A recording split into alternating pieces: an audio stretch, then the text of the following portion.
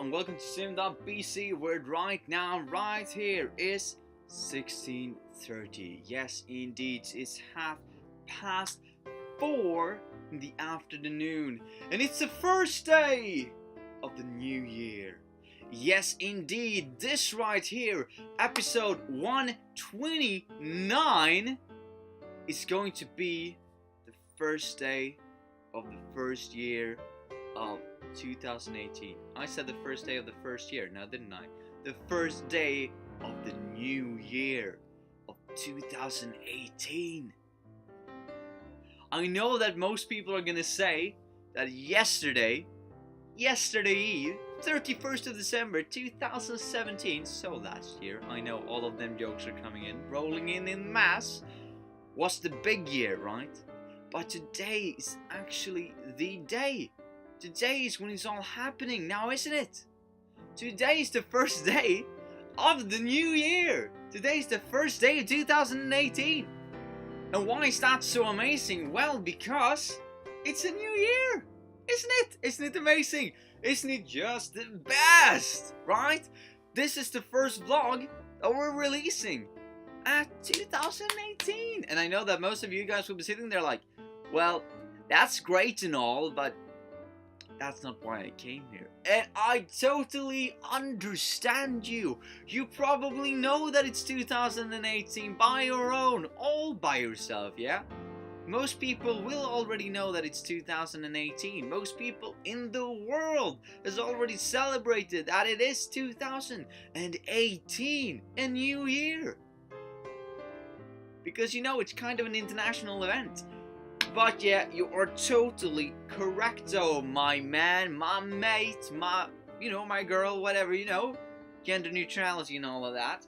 Not assuming anything. Hope it's going to be a bit of a lighter year when it comes to those things, people getting offended, but people can get offended for a good cause. People can get offended, which leads to progress, and progress is, that's always good, right? But today we're going to talk about dress codes, and since I, so interestingly enough, started talking about gender neutrality, I know some people are going to say, are you talking about dress codes? Are you talking about them dress codes for men and for women? Are you talking about them dress codes? Are you? And no, that is not the case. We might touch upon, school uniforms and all that, but it's not my intention to specifically categorize you in any way, shape, or form depending on your gender. That is not what I'm after here. I know, starting the year with some double hedging, not that I'm, unsure on my own points, but that's what we're going with. And this is the water bottle from yesterday's celebrative special New Year's Eve video. If you haven't seen it, go check it out, because it was well good. Or wait until 2018 and 19 and count down with me. I know, that's probably going to be a dead meme at the time that this goes live, but whatever. That's the punishment of trying to live in the moment. Am I right, people? Am I right? But then you might sit there and you might say, well, that's great and all that you want to talk about dress codes and that you want to be totally gender neutral and stuff, but dress codes, what are they really? And what I'm officially talking about, or specifically, or obviously I would say talking about, is the series that we've been trying to keep for the last, every other day. Started at 126 and then we started at 125, jumped into 126, got back in 127, then it was New Year's, and now we're back again! This is a series that has transcended years, this is in on its second year, or its third day, optimally a week, depending on how you view it, but yeah, this is a project going over into 2018, longer than I ever imagined it would span, because I thought this was a one video thing. Sorry, I am getting ahead of myself and discussing everything that does not have to do with it. Well, let's get into it. What am I saying? What am I thinking about when I'm saying dress codes? Well, obviously, mates, I'm talking culture. Good old culture, because that's nothing that we've ever touched on this channel. I know, it's going to be exciting, mates, isn't it? No, but what I mean is that dress codes basically help establishing purchasing power of a group. And you might sit there and be like, well, that's rather weird. That's a rather weird statement now, isn't it? And if you think so, go back and watch, 127, because in there we're taking off that purchasing power steams from brands. The video before that, 125, so not the video before that, but the video in correlation to 127, which is 125. I know, the structure is real. It's taking up, some other things. But go watch them first, 125, 127, then come back here to 129 in the new year. I know. Basically, what a dress code is that there is a certain amount, a certain amount of clothes that you should wear, a certain way you should wear your clothes, or a certain amount, or a certain way that you should present yourself at work. It's what I'm mainly going to focus on right here. So basically, if we say in the bank world, you should probably turn up at least smart casual, right? At least at this, your shirt stuffed into your pants, a nice belt to that. And you should walk around and you should do your business, because you are going to interact with customers. And when interacting with customers, you're not only representing you're representing us, you're representing the company, which basically means that we need to have a dress code.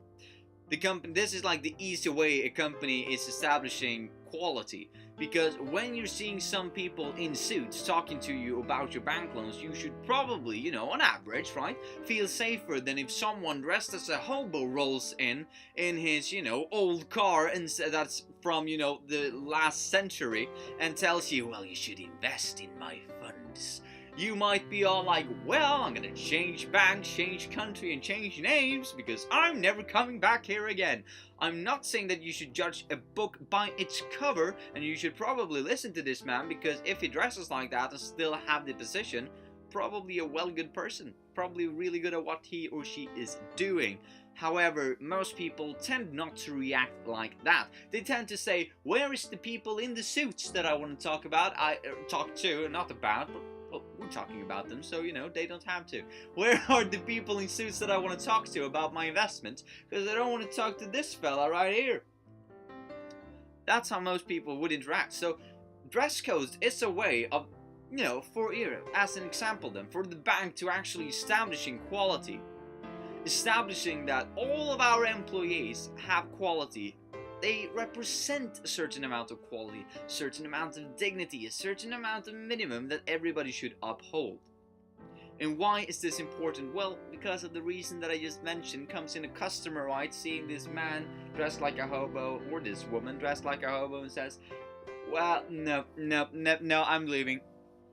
So you want to address people in the way that they expect to be addressed, and at the bank that might be, or should be, in my opinion, it's smart casual at the least. And then you can work it up depending on which kind of bank it is. And as I said, this is also kind of saying that since the bank wants you to have these clothes, they want to give you a substantial amount of salary so that your disposable income can cover buying these type of clothes that the bank wants you to have. Or the bank will say, here is some clothes that you're going to wear at work, because these are your working clothes. This is your working suit. And you're like, this is a suit working in the making. And the bank is going to say, haha, no, this is your working clothes. Wear them with professionalism. And you're going to be like, oh, okay, well, sure. Because that can be really important. They can actually make or break a deal. When someone comes and has lots of money to invest, they might say, well, this looks as a good bank, but all the people seem kind of rather sketchy, so I might go to the other bank where all the people look good and the bank looks good. So a look and feel to things is important, and the dress code helps establishing that. Now, I'm not saying that dress codes is a fail-safe system. I am not. There are many problems with having a dress code. For instance, people might feel like they can't express themselves. They might feel that they're invisible in the mass. They might feel like they're just one person in the grid that doing their work, and they can't express themselves in any way, manner, or fashion. And some people really dislike that, and when they dislike that, they won't work as well, and when they won't work as well, the bank is going to be worse, because the efficiency gets lower because of people not working as efficiently as they could. And that's not good. But it's an easy way, right, for the bank to establish and to communicate to customers that this is the quality we're working with here. All the people working here is up to a certain standard. And in my opinion, my own, or my perspective at least, my opinion is a bit harsh, because this is not my opinion. But from my perspective, when I am viewing school uniforms, I'm thinking, right, that this is an easy way for the school to communicate to investors, to people, to parents, that this is a good school. Look how well dressed they are, look how well they behave, look how good the school is. Now, that is my perspective on it. That's one of the main reasons why I think that it exists. And of course that bullying and stuff shouldn't be as big of a deal, but I would argue that if people are gonna bully you, they're gonna bully you no matter what you're dressing like, even if you're having the same dressing, because they're just going to find other things to bully you about. So, not being a condescending and negative jerk here, but I think that we should go to the problem of actual bullying instead of just changing everybody's clothes, you know. I think that, you know, in school, dress code is kind of weird. Especially, I know I read one case about a girl who came to school with a skirt, and I think it was too short or something.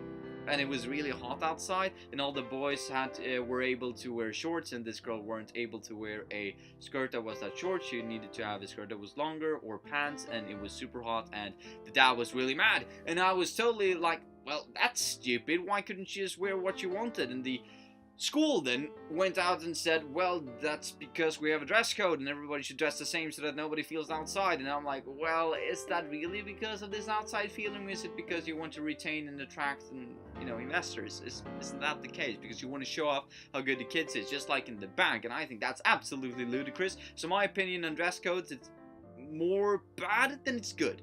I realize that it's good, but it has more bad things to it.